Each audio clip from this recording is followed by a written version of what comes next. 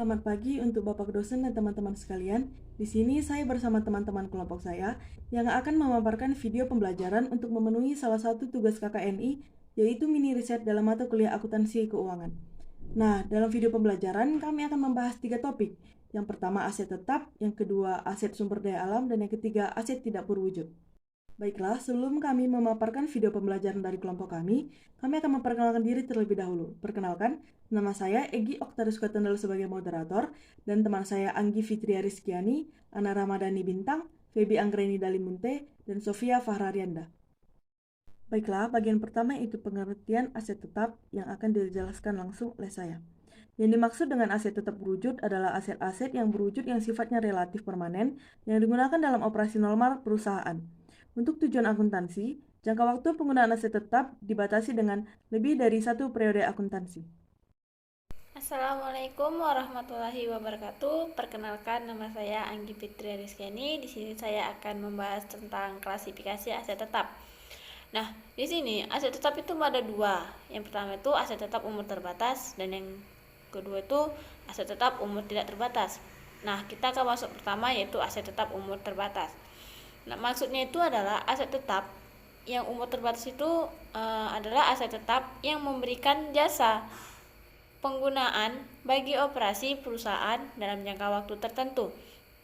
Nah, aset ini bisa disebut juga dengan depreciable asset. Untuk contohnya itu seperti bangunan, mesin, dan peralatan. Nah, yang kedua itu adalah aset tetap umur tidak terbatas. Maksudnya aset tetap yang akan habis digunakan atau tidak diketahui kapan jasa yang diberikan oleh aset tetap tersebut akan habis. Nah, contohnya itu ya tanah. Saya juga akan membahas tentang pengeluaran modal dan pendapatan. Perlakuan akuntansi terhadap pengeluaran yang berhubungan dengan aset tetap dibagi menjadi dua. Yang pertama itu pengeluaran modal atau modal expenditure. Yang kedua, pengeluaran pendapatan atau revenue expenditure. Nah, pengeluaran modal itu adalah pengeluaran untuk memperoleh suatu manfaat yang akan dirasakan lebih dari satu periode akuntansi. Nah, sedangkan yang kedua itu pengeluaran pendapatan adalah pengeluaran untuk memperoleh suatu manfaat yang hanya dirasakan dalam periode yang bersangkutan. Perkenalkan, nama saya Ana Ramadhani Bintang dengan NIM 7203342005. Di sini saya akan membahas mengenai harga perolehan aset tetap, di mana untuk menentukan besarnya harga perolehan suatu aset tersebut berlaku prinsip yang menyatakan bahwa semua pengeluaran yang terjadi sejak pembelian sampai aset itu siap dipakai harus dikapitalisasi. Karena jenis aset bermacam-macam, maka masing-masing jenis aset tetap mempunyai masalah khusus. Salah satu contohnya yaitu tanah. Tanah yang dimiliki dan digunakan sebagai tempat berdirinya perusahaan dicatat dalam rekening tanah. Kemudian apabila tanah tidak digunakan dalam usaha perusahaan tersebut, maka dicatat dalam rekening investasi jangka panjang. Kemudian harga perolehan tanah ini terdiri dari harga beli, komisi pembelian, biaya balik nama, biaya penelitian tanah, pajak selama tanah belum dipakai, biaya merobohan bangunan lama, biaya perataan tanah, dan pajak saat pembelian tanah. Perkenalkan, saya Febi Anggreni Dalimunte. Saya akan melanjutkan presentasinya. Bangunan. Gedung yang diperoleh dari pembelian, harga perolehannya harus dialokasikan pada tanah dan gedung. Biaya yang dikapitalisasikan sebagai harga perolehan gedung adalah harga beli, biaya perbaikan gedung sebelum dipakai, komisi pembelian, bea balik nama, pajak saat pembelian.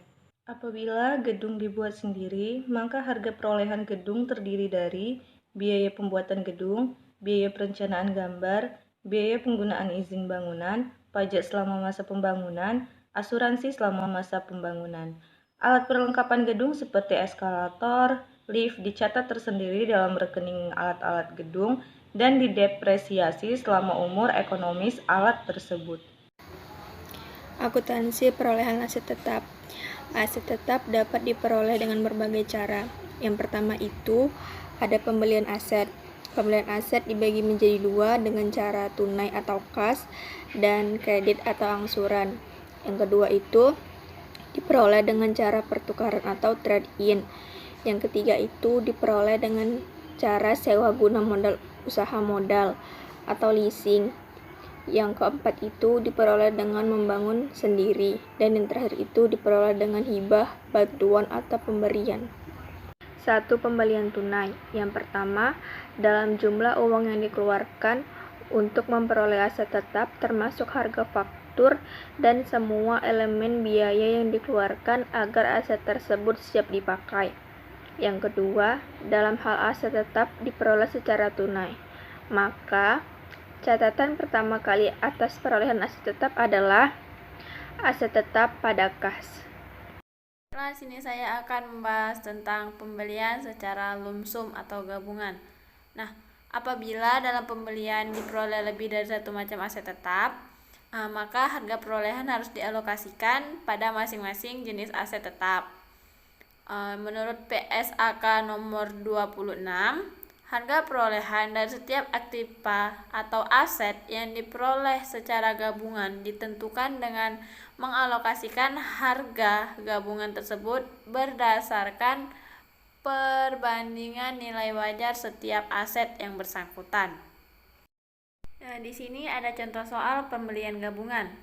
Nah, PT Kencana membeli aset tetap dari sebuah perusahaan dalam proses likuidasi.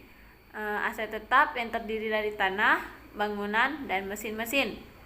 Pembelian secara paket lump sum atau gabungan dengan harga 80 juta. Harga pasar setiap aset tetap tersebut diketahui sebagai berikut.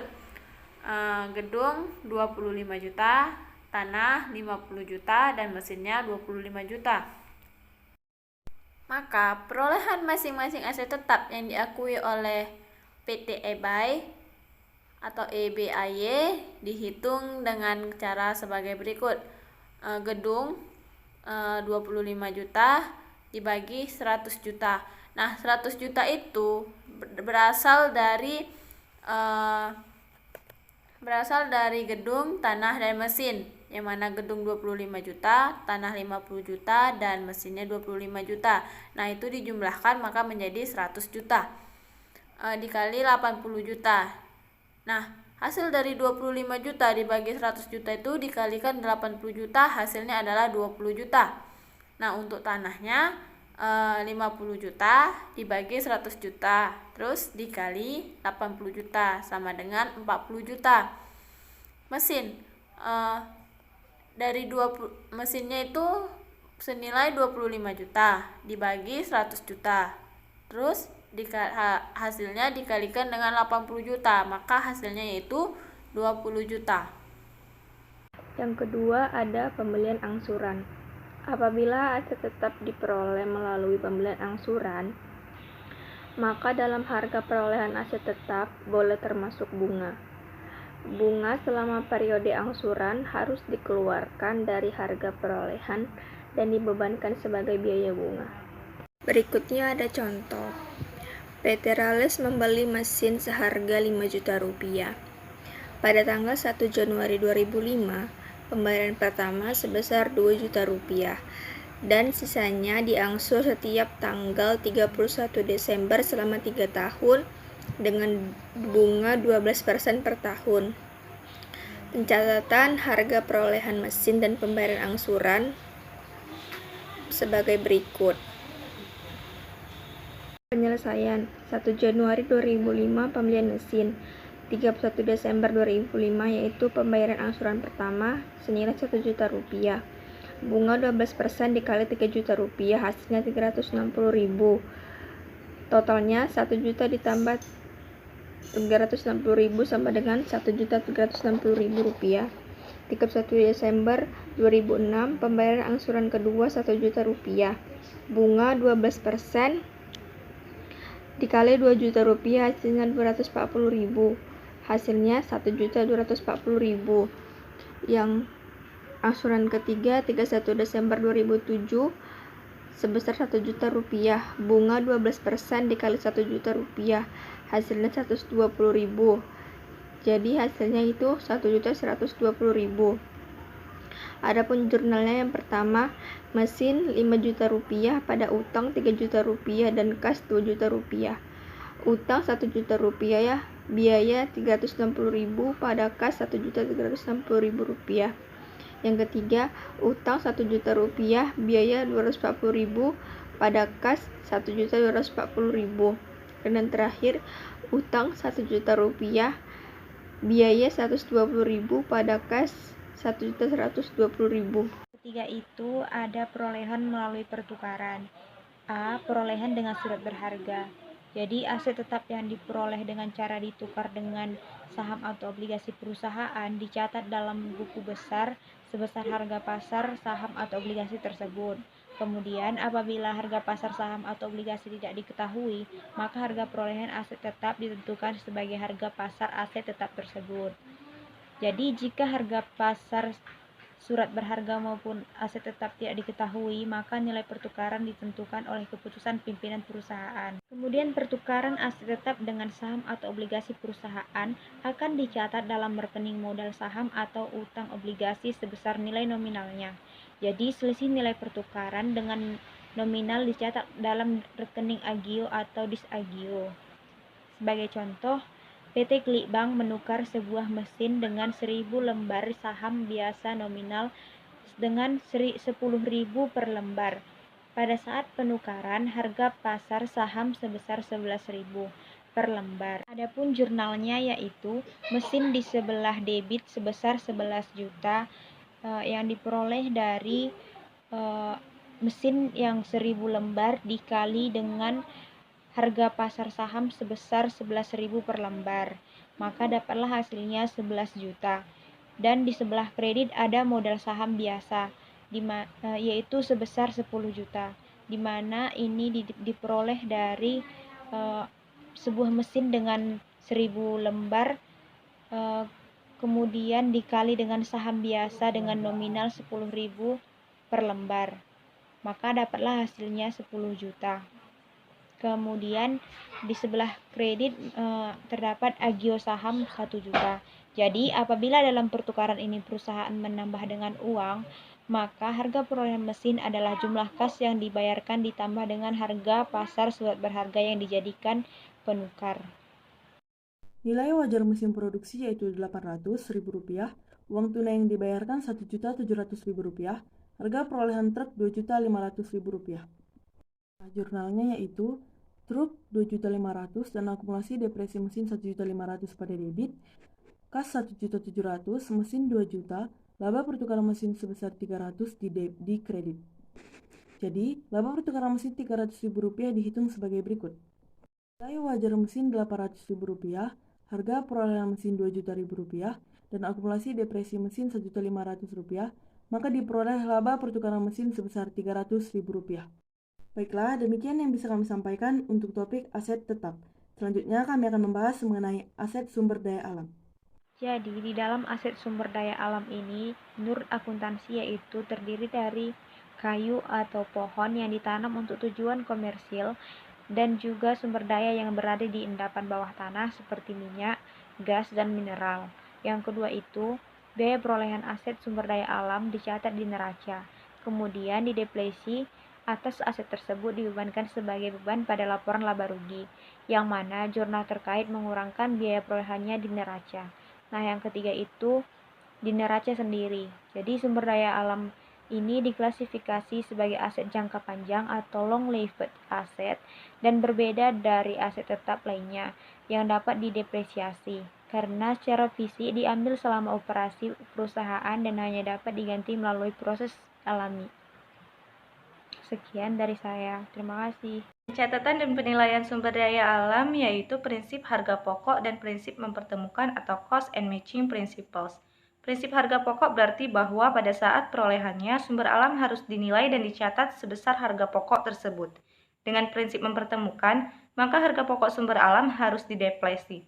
Nah, depresi adalah berkurangnya harga perolehan atau cost atau nilai sumber-sumber alam lokasi dan pembebanan harga pokok sumber alam secara rasional dan sistematis pada periode-periode yang menikmati manfaat ekonomi dari sumber alam tersebut. Ada 3 hal yang harus diperhatikan dalam menghitung nilai depresi, yaitu yang pertama, harga perolehan aktiva, Yang kedua, taksiran nilai sisa apabila sumber alam sudah selesai dieksploitasi, dan taksiran hasil yang secara ekonomis dapat dieksploitasi. Contohnya itu ada pada tambang batu bara yang akan memberikan dampak seperti rusaknya tanah. Untuk memperhitungkan nilai tanah tidak diperlukan penyesuaian tetap, lebih ke depresi yang akan mengurangi nilai tanah itu sendiri, sehingga diperlukan penjurnalan untuk nilai tanah tetapi penjurnalan untuk depresi. Nah, baiklah, di sini kami akan melanjutkan mengenai topik terakhir, yaitu aset tidak berwujud. Nah, langsung saja, di sini saya akan menjelaskan mengenai pengertian aset tidak berwujud. Aset tidak berwujud adalah suatu aset yang tidak terlihat wujudnya, tetapi memiliki nilai bagi perusahaan serta umur ekonomisnya lebih dari 1 tahun. Keberadaan dari aset tersebut juga memiliki pengaruh dalam dunia bisnis, terutama dengan jangka waktu yang panjang. Baik, di sini saya Anna Ramdhani Bintang dengan NIM 7203342005. Nah, di sini saya akan menjelaskan mengenai karakteristik aset tidak berwujud. Yang pertama itu kurang memiliki eksistensi fisik. Tentu sesuai dengan namanya, aset ini memang tidak memiliki wujud serta eksistensi yang dapat dilihat secara langsung, tetapi walaupun tidak memiliki wujud atau eksistensi, aset ini memiliki peran yang cukup penting untuk jalannya sebuah perusahaan. Jadi, perusahaan bisa memulai berkembang serta memperluas pasar apabila aset tidak berwujud memiliki nilai yang tinggi. Yang kedua itu bukan merupakan instrumen keuangan. Jadi, aset yang memiliki instrumen keuangan cenderung akan menghasilkan hak atau klaim agar di masa depan dapat menerima kas atau ekuivalen kas. Contohnya itu seperti deposito piutang jangka panjang dan lain-lain. Dan aset tidak berwujud tidak dapat menghasilkan hak atau klaim atas kas maupun ekuivalen kas di masa depan, sehingga bukan merupakan instrumen keuangan. Contohnya itu dari aset tidak berwujud yaitu seperti hak cipta, hak paten, lisensi, merek dagang atau nama dagang, dan goodwill. Baiklah, di sini saya akan melanjutkan tentang karakteristik aset tidak berwujud. Nah, selanjutnya itu aset tak berwujud yang dibeli. Aset tak berwujud yang dibeli oleh perusahaan yang berasal dari pihak lain dicatat oleh perusahaan sebagai suatu biaya. Apabila aset tak berwujud tersebut didapat dengan cara menukarkan saham atau ditukarkan dengan aset lainnya, maka biaya atas suatu aset yang tak berwujud tersebut merupakan nilai pasar yang wajar dari beberapa pertimbangan yang diberikan atau merupakan suatu nilai pasar wajar atas aset yang tak berwujud diterima. Nah, di mana halnya tersebut mempunyai bukti yang lebih jelas. Selanjutnya itu aset tak berwujud yang dibuat secara internal. Beberapa pihak berpendapat bahwa biaya yang dikeluarkan secara internal untuk menciptakan aset tak berwujud tidak memiliki hubungan dengan nilai realnya. Oleh karena itu membebankan biaya ini dengan aset tak berwujud tertentu. Nah, pihak lain juga berpendapat bahwa sulit untuk menghubungkan biaya ini dengan aktiva tak berwujud tertentu. Pihak lain juga berpendapat bahwa karena subjektivitas yang mendasari hubungan dengan aset tak berwujud, maka pendekatan konservatif harus digunakan, yaitu dibebankan ketika terjadi. Aset yang bersifat jangka panjang. Masa manfaat dari aset ini adalah lebih dari 1 tahun. Tetapi, apabila perusahaan tidak mengukur atau mengestimasikan nilainya, tetapi aset tersebut tetap dianggap memiliki masa manfaat hingga 10 tahun. Penentuan masa manfaat dari aktiva ini juga didasarkan pada hak kontraktual atau hak lainnya sesuai dengan hukum yang berlaku. Jenis-jenis aset tak berwujud. Yang pertama yaitu aset tak berwujud yang berhubungan dengan pemasaran. Perusahaan secara utama menggunakan aset tak berwujud yang berhubungan dengan pemasaran dalam kegiatan pemasaran atau promosi produk dan jasa. Sebagai contohnya nama dagang, kepala surat kabar, nama domain di internet, dan persetujuan tanpa persaingan. Merek atau merek dagang adalah kata, frase, atau simbol yang membedakan atau mengidentifikasi produk perusahaan secara khusus. Mercedes-Benz, Honda, dan Pepsi-Cola. Tak berwujud yang berhubungan dengan pelanggan. Aset tak berwujud yang berhubungan dengan pelanggan dihasilkan dari interaksi dengan pihak luar. Contohnya, daftar pelanggan, pemesanan atau jaminan simpanan produksi, semua perjanjian kontrak dan hubungan pelanggan non-kontrak. 3. Aset tak berwujud yang berhubungan dengan artistik. Aset tak berwujud yang berhubungan dengan artistik melibatkan hak kepemilikan untuk bermain, karya yang berhubungan dengan literatur atau kesusasteraan, karya musik, gambar, foto, dan video atau bahan audiovisual. Hak cipta melindungi hak kepemilikan tersebut. Hak cipta adalah hak penghargaan pemerintah yang dimiliki oleh pengarang, pelukis, musisi, pemahat, dan seniman lainnya dalam kreasi dan ekspresinya. Aset tak berwujud yang berhubungan dengan kontrak. Aset yang tak berwujud yang kemudian berhubungan dengan suatu kontrak yaitu merupakan nilai dari hak yang timbul dari suatu perjanjian kontrak tersebut. Umumnya, bentuk aset yang tak berwujud yang kemudian terhubung dengan suatu kontrak disebut dengan waralaba. Contoh dari waralaba seperti adanya perjanjian lisensi, adanya izin bangunan, adanya suatu hak siaran, maupun kontrak jasa. Yang kelima yaitu aset tak berwujud yang berhubungan dengan teknologi. Aset yang tak berwujud yang kemudian terhubung dengan teknologi baru yang terkait dengan inovasi maupun kemajuan teknologi. Beberapa contoh dari suatu teknologi yang telah dipatenkan dan suatu rahasia dagang yang diberikan oleh US Patent dan Trademark Office. Patent memberikan suatu hak eksklusif kepada pemegangnya dalam mempergunakan, membuat, maupun menjual produk yang ia miliki selama periode 20 tahun tanpa campur tangan dari pihak lain. Goodwill.